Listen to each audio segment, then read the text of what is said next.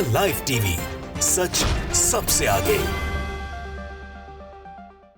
नमस्कार, मैं हूं रंजीत झा और आप देख रहे हैं द लाइव टीवी।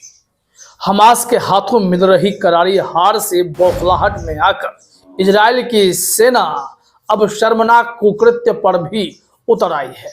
फिलिस्तीनी महिलाओं की इज्जत से खिलवाड़ होने लगा है और इसका सनसनीखेज खुलासा अमेरिका ने किया है। अमेरिकी अधिकारियों ने जो बयान दिया है एक महिला के हवाले से, वो रूह कपा देने वाला है कि एक तो निर्दोष लोगों की हजारों हजार की संख्या में इजरायली सेना ने गाजा में हत्या कर डाली और उसके बाद फिलिस्तीनी महिलाओं के साथ रेप भी किया गया है और यह सिलसिला अभी भी जारी है। इस खबर ने सबको चौंका दिया है। ये इजरायली सेना क्या ऐसे युद्ध लड़ती है? क्या महिलाओं के साथ रेप करना सेनाओं की फितरत है इजराइल में? यह सवाल खड़ा होने लगा है। इतनी गंदी हरकत कैसे कोई कर सकता है? जंग लड़े तो वो भी नियम को ताक पर रखकर, और उसके बाद इस तरीके से गंदी शर्मनाक कुकृत्य को लेकर पूरी दुनिया में इजराइल की अब थू-थू होने लगी है। यहाँ देखिए क्या कहा जा रहा है। गुलाम नबी मदनी ने एक ट्वीट किया है। इसका मतलब है, उन्होंने उर्दू में जो लिखा है, acknowledgement by US authorities, Israeli terrorist based are sexually abusing Palestinian Muslim women in Gaza. Israel military general statement. Israel military general statement में बताया जा रहा है कि ये एक एक्नॉलेजमेंट है यूएस अथॉरिटीज के द्वारा कि जो इजरायली सेना है, जिन्हें यहाँ पर गुलाम नबी मदनी ने इजरायली टेररिस्ट लिखा है, इन लोगों ने, इन दरिंदों ने क्या किया है कि फिलिस्तीनियन मुस्लिम महिलाओं के साथ गाजा में सेक्सुअली अब्यूज किया है, मतलब उनके साथ बलात्कार किया है, रेप की घटना को अंजाम दिया है। एक पोस्ट भी द जेरूसलम पोस्ट का शेयर किया गया है, खबर है, तस्वीरें हैं और इसमें लिखा गया है US official accused IDF of sexually abusing फिलिस्तीनियन women general says. मतलब जनरल साहब का कहना है कि यूएस ऑफिशियल ने आईडीएफ पर यह आरोप लगाया है कि उनकी सेना ने फिलिस्तीनी महिलाओं को सेक्सुअली अब्यूज किया है। इस पूरी रिपोर्ट में क्या है, वो पूरी रिपोर्ट अभी हम आपको दिखाएंगे। उसमें कितनी गंभीर बातें कही गई हैं इंटरव्यू में और क्या आरोप लगाए गए हैं। लेकिन उससे पहले जरा मिश्रा अमरेश के भी ट्वीट को देख लीजिए। उन्होंने भी इस संबंध में एक ट्वीट पोस्ट किया है। उन्होंने लिखा है कि आईडीएफ के खिलाफ बलात्कार का पहला पोस्ट आरोप। फिलिस्तीनियन महिला जमीला अल हिसी ने अल शिफा मेडिकल कॉम्प्लेक्स के पास अल जजीरा से कहा, इजरायली सेना ने महिलाओं के साथ बलात्कार किया और फिर उन्हें मार डाला। हमें 6 दिनों से खाना या पानी नहीं मिला है। हम रेड क्रॉस से बच्चों और बीमारों के लिए पानी उपलब्ध कराने की अपील करते हैं। आईडीएफ ने 65 परिवारों को परिसर के आसपास का क्षेत्र छोड़ने के लिए मजबूर किया। आईडीएफ ने पूरे परिवारों को जला दिया और मार डाला।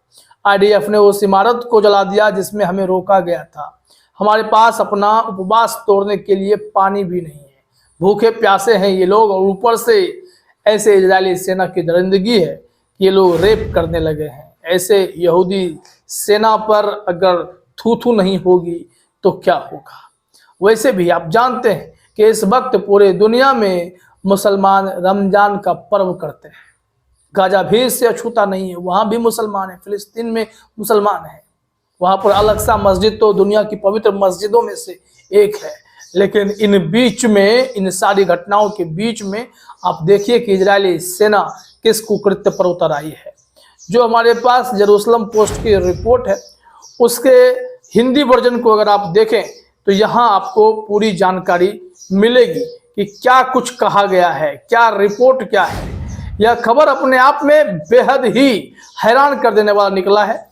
जो भी जानकारी है इसमें खबर में लिखा गया है, आईडीएफ ब्रिगेडियर जनरल निवास अमीर अबीबी, अमेरिकी विदेश विभाग के एक अधिकारी ने दावा किया कि इजराइल व्यवस्थित रूप से फिलिस्तीनी महिलाओं का यौन शोषण करता है।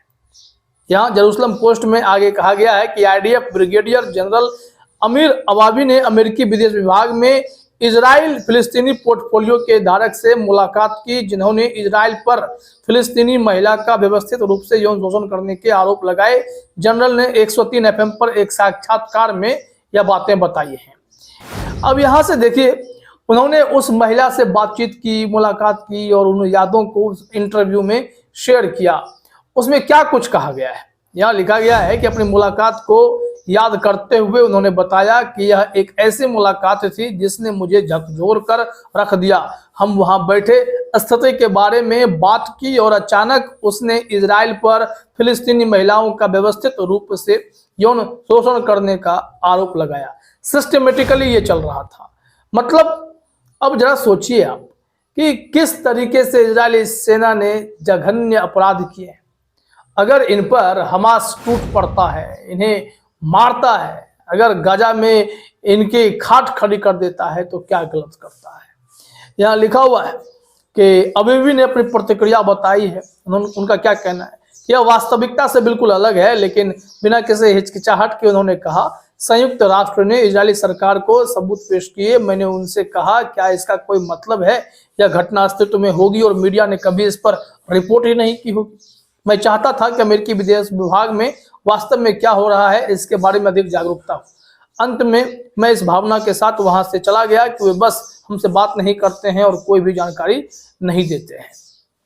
अब यहाँ पर इंटरव्यू में सवाल भी आता है, क्या यह अमेरिका की आधिकारिक स्थिति है कि IDF सैनिक फिलिस्तीनी महिलाओं के साथ बलात्कार करते हैं? यह सवाल सीधा सीधा पूछा गया जो US ऑफिशियल है। वहां पर देखिए क्या लिखा गया है, जब हम इजरायली फिलिस्तीनी पोर्टफोलियो रखने वाले विदेश विभाग के एक अधिकारी से मिलते हैं तो जहां तक मेरा सवाल है, वह जो भी शब्द कहती हैं वह एक आधिकारिक अमेरिकी स्थिति है।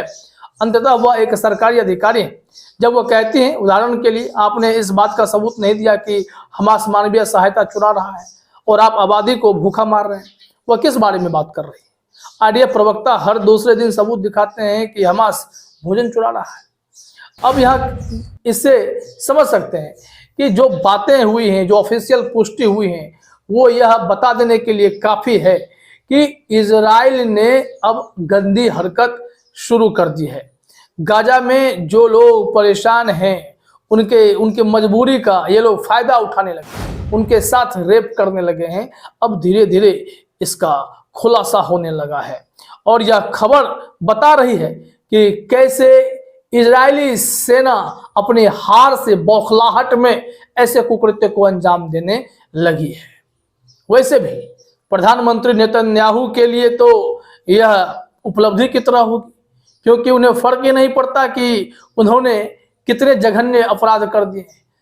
पूरे मिडिल ईस्ट को युद्ध की आग में झोंकने जैसा कर दिया है। इजराइल चौतरफा हमला झेल रहा है, इसके बावजूद अमेरिका के दम पर उछल रहा है और उनकी जो यह हालत हुई है, यह हालत बता देने के लिए काफ़ी है कि कहीं ना कहीं इजराइल अब बैकफुट पर है।